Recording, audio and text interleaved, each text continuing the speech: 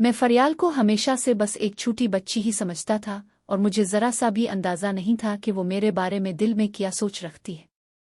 आज जब मैं इसे बाइक पर बिठाकर कॉलेज छोड़ने जा रहा था तो इसका अंदाज काफी मुख्तलिफ महसूस हुआ। वो शहर में पढ़ने के लिए आई थी और हमारे घर के करीब ही अपनी बहन रुखसार के पास रहती थी। हमारे घर में मेरे अलावा बस रुखसार और फरियाल ही थीं क्योंकि हमारे साथ और कोई नहीं रहता था। मैं रोजाना सुबह फरियाल को पहले कॉलेज छोड़ता और फिर अपनी नौकरी पर चला जाता था, जबकि रुखसार घर में बिल्कुल अकेली होती थी। आज जैसे ही फरियाल बाइक पर बैठी तो वो मामूल के बरक्स मेरे बहुत ज्यादा करीब होकर बैठ गई।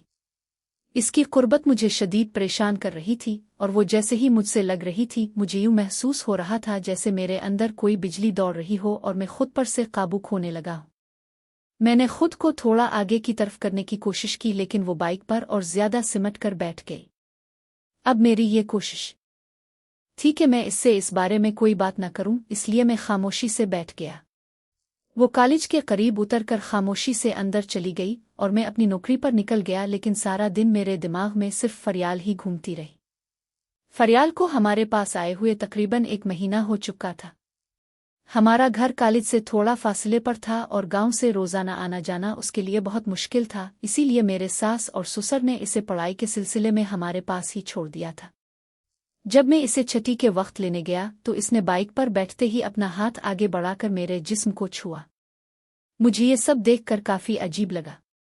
मैंने इसे फौरन टोका कि ये तुम क्या कर रही हो? तो वो मासूमियत से बोली कि कुछ भी नहीं, बस मुझे डर लगता है कि कहीं मैं गिर ना जाऊं, इसलिए मैंने सोचा कि आपको पकड़ कर बैठूं। वैसे तो वो हमेशा बाइक पर एक साइड पर बैठती थी, लेकिन आज इसका इस तरह से बैठना मुझे अंदर से हिला रहा था। मैं खुद को इस सूरत-ए-हाल से बचाने की पूरी कोशिश कर रहा था।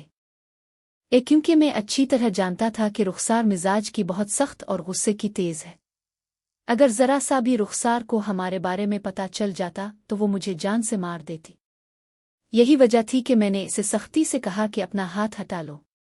इसने हाथ पीछे तो कर लिया, लेकिन अब मेरे जहन से भी वो नहीं निकल रही थी।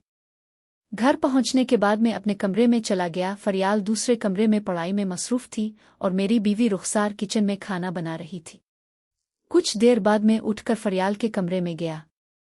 वो इस वक्त इस अंदाज में झक कर बैठी थी कि इसका काफी हिस्सा मुझे नजर आ रहा था, जिसने मेरी बेचैनी को और ज्यादा बढ़ा दिया।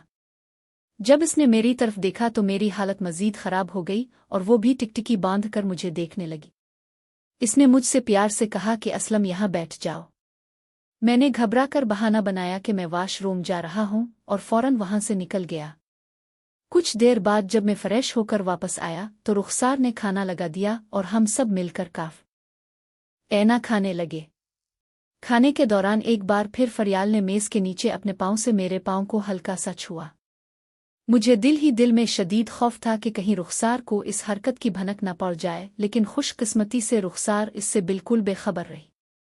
खाना खत्म होने के थोड़ी देर बाद रुखसार ने मुझसे कहा कि मैं हमसाई के घर जाऊं। मुझे तकरीबन 1-2 घंटे लग जाएंगे क्योंकि वहां कुछ जरूरी काम है। हो सकता है हमें बाजार भी जाना पड़ जाए, इसलिए तुम दोनों घर पर ही रहना।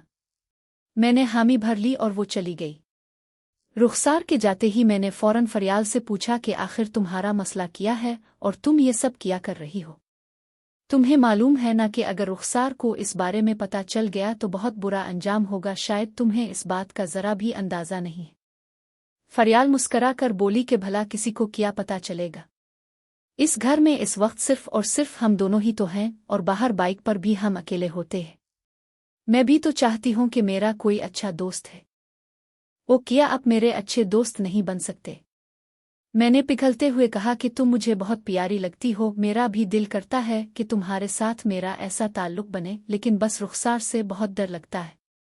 इस पर वो एतमाद से बोली कि अब आपको उनसे डरने की बिल्कुल जरूरत नहीं है। मैं कह रही हूं ना कि किसी को कानों कान खबर नहीं होगी। और फिर देखते ही देखते इसने मेरे साथ छेड़ शुरू कर दी और उसका इस तरह मेरे करीब होना मुझे बहुत अच्छा लग रहा था, क्योंकि वो हद दर्जा खूबसूरत थी और ऐसी खूबसूरती पर तो कोई भी अपना दिल हार बैठता।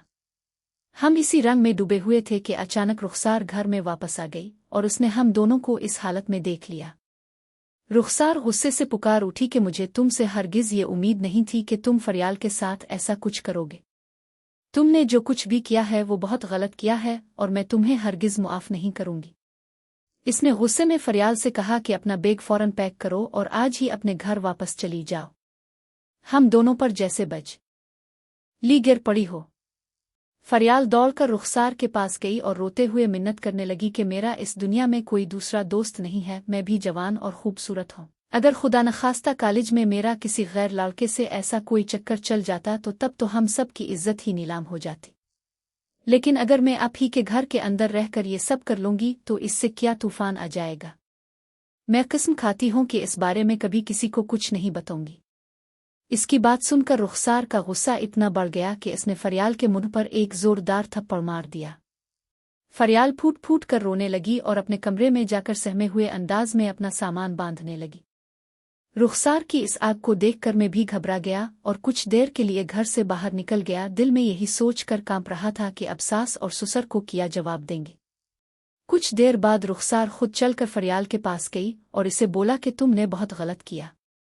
फरियाल ने हाथ जोड़कर कहा कि अब जैसा कहेंगी बिल्कुल वैसा ही होगा, मैं अब लाम कर भी असलम से इस बारे में कोई बात नहीं करूंगी, कभी ऐसी कोई हरकत नहीं होगी। मैं भी कुछ देर बाद घर वापस आया और अपने कमरे में खामोश बैठ गया। थोड़ी देर बाद रुखसार मेरे पास आई और संजीदा लहजे में बोली कि मैं अपने घर वालों को इस बात की कोई खबर नहीं दूंगी, लेकिन जब तक फरियाल यहाँ है मेरी मर्जी के खिलाफ तुम उसके करीब नहीं जाओगे। अलबत्ता आज मैं खुद तुम्हें इजाज़त दे रही हूँ कि तुम फरियाल के साथ अच्छा वक्त गुजार सकते हो। मैंने घबरा कर मना करना चाहा कि बस मुझसे गलती हो रही थी और मैं अब ऐसा कुछ नहीं करना चाहता, लेकिन इसने साफ धमकी दी कि मैं कह रही हूँ ना तुम्हें मेरी बात माननी होगी। अगर तुमने इनकार किया तो मैं अभी फ़ोन करके उम्मी और अबू को सब बता दूंगी। मैं उन दोनों के सामने बिल्कुल बेबस हो चुका था। कुछ ही देर बाद हालात फिर बदल चुके थे। मैं और फरियाल एक बार फिर आमने सामने थे और रुखसार भी वहीं पास ही बैठी थी। जब रुखसार वहां से उठकर जाने लगी तो फरियाल ने कहा कि अपने मुझ पर इतना बड़ा अलिफ हसान किया है, मैं चाहती हूं कि हम सब मिलकर एक साथ उसका लुत्फ उठाएं।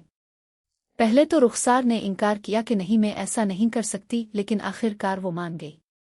रुखसार ने मुझसे कहा कि बस ध्यान रखना कि फरियाल को मजीद कोई परेशानी ना हो, बाकी अब जो भी है मैं नहीं चाहती कि मजीद कोई झमेला हो। ये कहकर वो कमरे से बाहर चली गई। अब मैं फरियाल के साथ पूरी तरह मशगूल हो चुका था, वो भी इस माहौल में मुकम्मल साथ दे रही थी।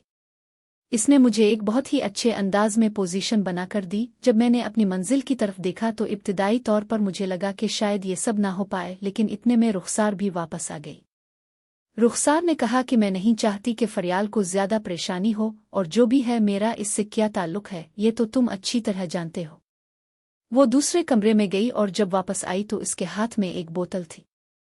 इस बोतल को देखते ही मैं पूरा माजरा समझ चुका था।